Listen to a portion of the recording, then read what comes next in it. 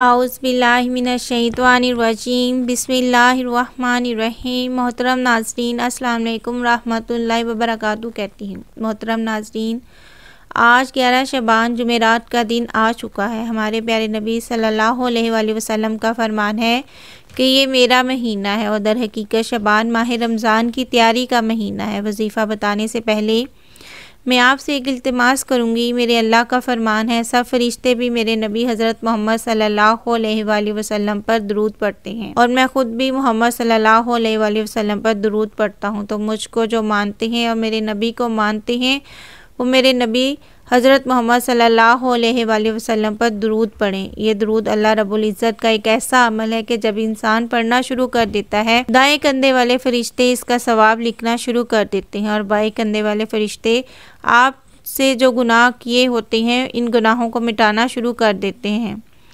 تو ناظرین، آپ نے ہمارے پیارے نبی صلی اللہ علیہ وآلہ وسلم پر زیادہ سے زیادہ درود پاک پڑھنا ہے تاکہ ہماری بھی نیکیاں زیادہ سے زیادہ ہو سکیں اور ہمارے گناہ جو ہیں وہ اللہ تعالیٰ مٹا دے۔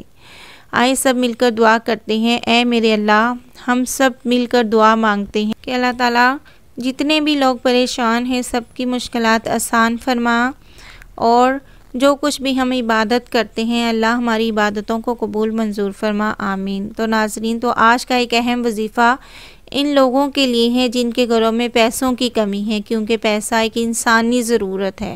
جس گھر میں پیسہ نہیں ہوتا اس گھر میں امن اور سکون نہیں ہوتا۔ وہ اپنے بچے کو اعلیٰ تعلیم نہیں دلوا سکتے۔ اگر گھر کے اندر بچہ تعلیم یافتہ نہ ہو تو وہ ترقی نہیں کر پاتا۔ اس کے علاوہ اچھے ڈاکٹروں سے اپنا علاج کروا نہیں سکتے۔ نہ بچوں کا اپنا پیسہ انسانی زندگی کے لیے ایک اہم ضرورت ہوتی ہے۔ اسی لیے تو میرے نبی صلی اللہ علیہ وآلہ وسلم نے فرمایا تھا قریب تھا کہ افلاس کفر ہوتا ہے، کیونکہ جو غربت ہوتی ہے یہ انسان کو بے راہ روی کا شکار کر دیتی ہے، پھر انسان غلط سوچ پیدا کرنا شروع کر دیتا ہے۔ تنگ دستی کی وجہ سے گھروں کے گھر برباد ہو جاتے ہیں۔ اس لیے پیسے کے حصول کے لیے اور ہاتھوں کو اٹھا کر اللہ کے سامنے گڑ گڑا کر دعائیں مانگنا اور اللہ تعالیٰ کی ذات سے ہی صرف وہ مانگنا تو اللہ تعالیٰ بہت زیادہ خوش ہوتے ہیں۔ جب انسان اللہ کو یاد کرتا ہے تو میرا رب خوشی سے انسان کے دل کی خواہشات کو پورا فرماتے ہیں۔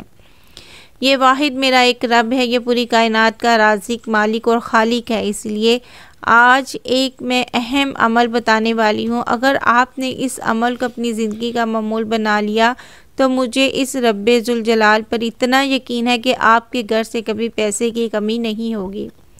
قرآن مقدس کی چھوٹی سورت کوثر یہ میرے نبی صلی اللہ علیہ وآلہ وسلم کی شان میں اتری ہے۔ ایک روایات کے مطابق آپ صلی اللہ علیہ وآلہ وسلم کی 11 بیویاں تھیں۔ حضرت خدیجہ رضی اللہ تعالیٰ عنہا کی 4 بیٹیاں اور 3 بیٹے تھے۔ یہ اللہ کی ذات جانتی ہے، لیکن جو بیٹے تھے وہ بچپن میں ہی فوت ہو گئے تھے۔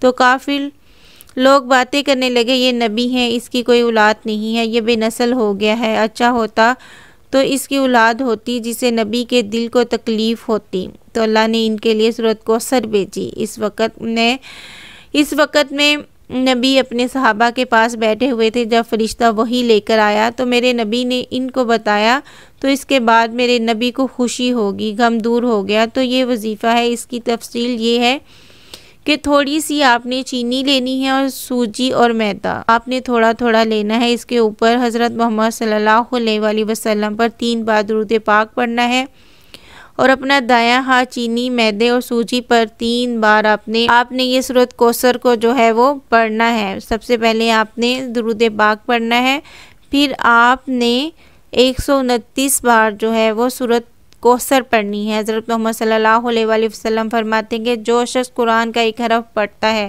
اس کو 10 نیکیوں کے برابر نیکی ملتی ہے۔ خیال ہے کہ الف لام میم ایک حرف نہیں بلکہ یہ 3 حروف ہیں، لہٰذا اتنا پڑھنے سے 30 نیکیاں ملیں گی۔ سورت کوثر چھوٹی سی سورت ہے، اس چھوٹی سی سورت کو 108 حروف ہے، جس کو صرف ایک بار پڑھنے سے اللہ پاک 10,800 نیکیاں جو ہیں وہ اس کے نامہ اعمال میں لکھ دیتے ہیں، اور اگر اس کو دن میں 129 بار پڑھا جائے تو کل حروف کی تعداد 13,930 بنتی ہے، اور پھر ان حروف پر بے شمار نیکیاں بن جاتی ہیں، وہ بھی 10 منٹ کے ذکر سے۔ تو سوچیں قیامت کے دن صرف ایک نیکی جنت و جہنم کا فیصلہ کر دیتی ہے۔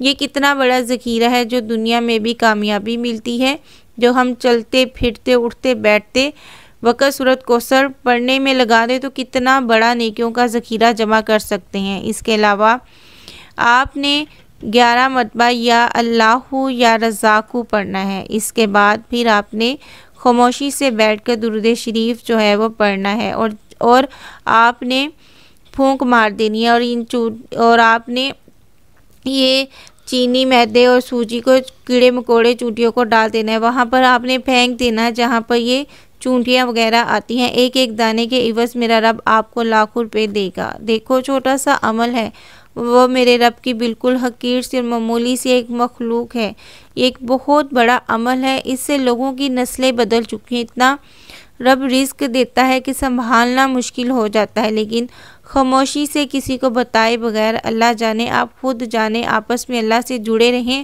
اور یہ عمل کریں، انشاءاللہ آپ کی نسلیں آباد ہو جائیں گی۔ چنانچہ اللہ تعالیٰ سے خیر کی امید رکھنے والے، اللہ تعالیٰ پر بھروسہ رکھنے والے کبھی بھی ناکام نہیں ہوتے۔ اللہ تعالیٰ ان کو بہت زیادہ رزق عطا کرتے ہیں، اللہ تعالیٰ ان سے راضی ہو جاتا ہے۔ جو اللہ تعالیٰ کو یاد کرتے ہیں، اللہ تعالیٰ سے ہی مانگتے ہیں تو اللہ تعالیٰ ان سے بہت زیادہ راضی ہو جاتا ہے، اور اللہ تعالیٰ ان کو بہت زیادہ رزق عطا کرنا شروع کر دیتے ہیں۔ تو پیارے دوستو، آپ بھی اللہ تعالیٰ پر بھروسہ کرتے ہوئے، اللہ تعالیٰ پر یقین کرتے ہوئے کہ ہمارا رب یہ ہے جو ہمیں عطا کرے گا، اللہ تعالیٰ کے علاوہ کوئی نہیں ہے جو ہمیں عطا کرنے والا ہے۔ تو میرے پیارے دوستو، جب بھی مانگو اللہ تعالیٰ سے ہی مانگو، کیونکہ میرا رب جو ہے وہ اپنے بندوں سے بہت زیادہ پیار کرتا ہے۔ بس ہم نے کرنا کیا ہے کہ ہم نے گناہوں کو چھوڑ کر اللہ تعالیٰ ہی سے مانگنا ہے، تاکہ اللہ تعالیٰ ہمیں بہت زیادہ رزق عطا کرے۔